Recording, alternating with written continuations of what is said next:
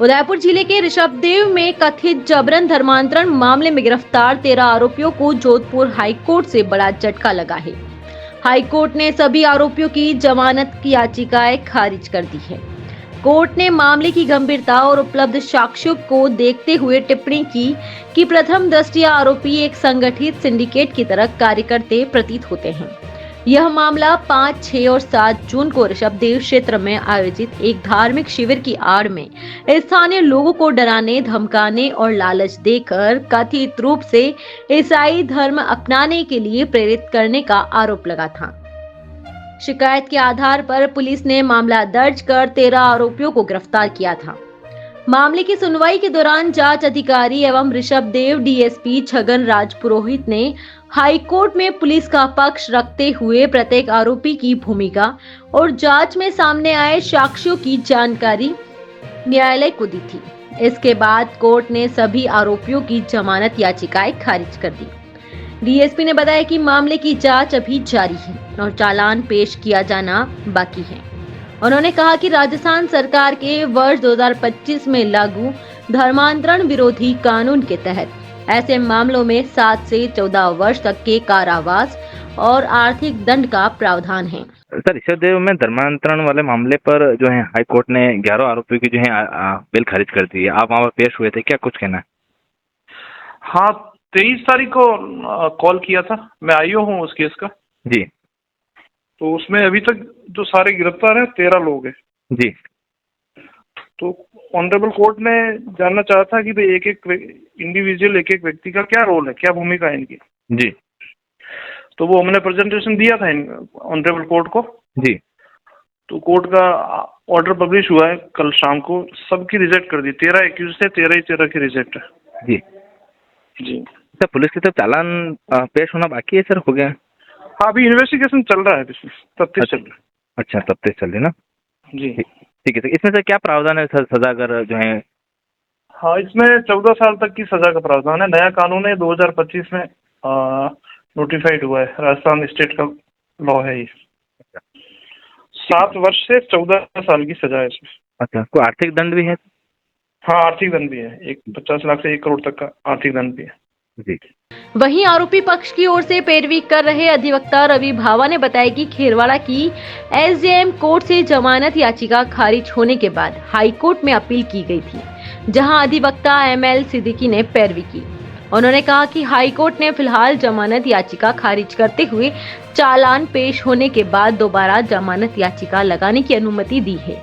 रवि भावा ने दावा किया है कि पुलिस का मामला मजबूत नहीं है और राजनीतिक प्रभाव व पारिवारिक विवाद को धर्मांतरण से जोड़कर पेश किया गया है। उनका कहना है कि केवल धार्मिक पुस्तकें बरामद होने से कोई व्यक्ति दोषी नहीं हो जाता और जब तक न्यायालय अंतिम फैसला नहीं देता तब तक किसी को दोषी नहीं माना जा सकता। ऋषभदेव में धर्मांतरण वाले मामले पर आप जो है खेरवाड़ा कोर्ट में बतौर एडवोकेट थे उनके, क्या कुछ कहना है? जो है कल देर शाम जो है उनको हाई कोर्ट ने जो है बेल खारिज कर दी इस पर। बिल्कुल पूरन जी, मैं उनकी माननीय न्यायालय एसजेएम खेरवाड़ा में मैं उक्त मामले में मैं पैरवी भी कर रहा हूं। जी। और चूंकि हमने जब उनको न्यायालय में पेश किया उसके बाद से एसजेएम कोर्ट और अपर सेशन न्यायालय खेरवाड़ा में जमानत याचिका पेश की थी, जिसके बाद वहां से खारिज होने के बाद हाई कोर्ट में एडवोकेट एमएस सिद्दीकी और उनके एसोसिएट एडवोकेट थे, वो उनकी पैरवी कर रहे थे। लंबी बहस और सुनवाई के बाद कल माननीय उच्च न्यायालय ने जमानत याचिका पर सुनवाई करते हुए उनकी जमानत याचिका डिसमिस करी है, ये कहते हुए कि आफ्टर चालान आप एक फ्रेश बेल एप्लीकेशन पेश करें। जी। उसमें टोटल 13 मुल्जिमान हैं और अभी न्यायालय ने जो जमानत याचिका खारिज की उसमें ये निर्देश भी दिए गए हैं कि जांच पूर्ण होने के बाद बेल एप्लीकेशन पेश की जाए। जी। तो फिर से एक बार जैसे ही पुलिस अपना चालान पेश करती है उसके बाद फिर से एक बार बेल एप्लीकेशन पेश करेंगे। पुलिस की तरफ से क्या पक्ष रखे गए हैं? और पुलिस की ओर से जो पक्ष रखा गया है वो किसी भी प्रकार से ऐसा कोई स्ट्रॉन्ग एविडेंस तथ्य उनके पास नहीं है। पुलिस ने जो भी एलिगेशन लगाए सिर्फ बातों में है कि पुलिस ने कहा है कि 100 से 200 लोगों का धर्मांतरण कराया गया। पुलिस ने ना तो उन 100 से 200 लोगों के बयान नोट करे हैं कि आप किसका धर्मांतरण कराया गया या धर्मांतरण के लिए कितने रुपए की किसी को कुछ लालच दी गई। अगर पैसा अगर किसी को दिया गया है तो वहां पर ना तो पुलिस ने कोई ऐसी राशि बरामद की है।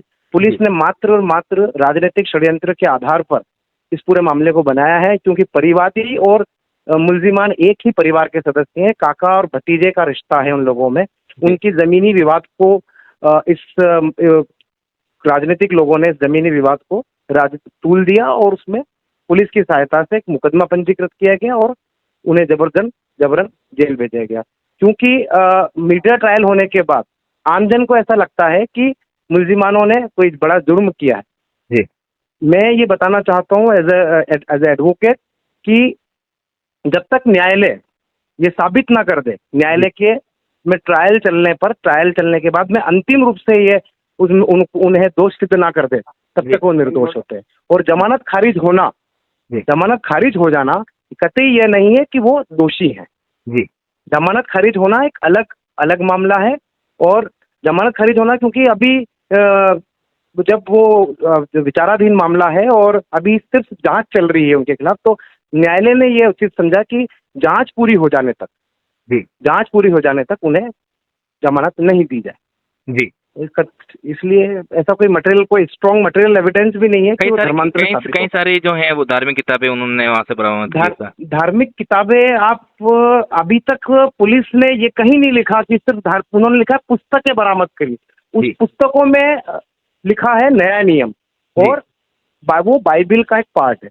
पुलिस की और अभियोजन की जानकारी, पुलिस को जानकारी होनी चाहिए कि जहां से वो छप रही है क्या वो प्रेस प्रोहिबिटेड है क्या, और बाइबिल या कुरान या गीता या जितने भी धार्मिक ग्रंथ हैं इस देश में और अलग अलग धर्मों में जो उनकी भावनाओं के अनुरूप पढ़े जाते हैं, क्या वो इस देश में पढ़ना और उनका अनुयाय उनका अनुसरण करना क्या इस देश में प्रोहिबिटेड है क्या।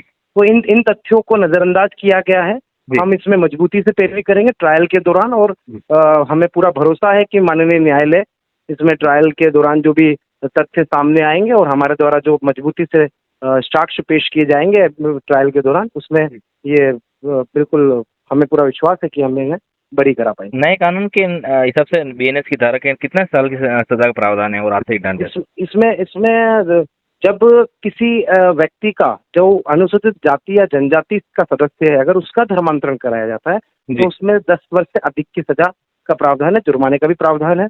लेकिन अभी प्रथम दृष्टता ऐसा कोई मटेरियल एविडेंस तो पुलिस को नहीं मिले हैं। ये पूरा का पूरा मामला राजनीतिक रूप से षड्यंत्र वाला लगता है, लेकिन हम इसमें अभी प्रयासरत हैं और हमारी ओर से भी हमारे भी साक्ष्य हमने पूर्ण रूप से तैयार कर रखे जो माननीय न्यायालय में समय आने पर पेश करेंगे।